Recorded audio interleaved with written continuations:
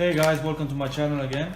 So finally we have this after 1 month, the rack for the Defender.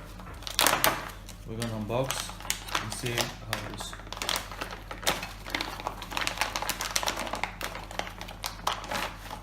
I'm very surprised because it's actually metal, so as you can see, so it's probably gonna fit here, here, and we have the lights for this.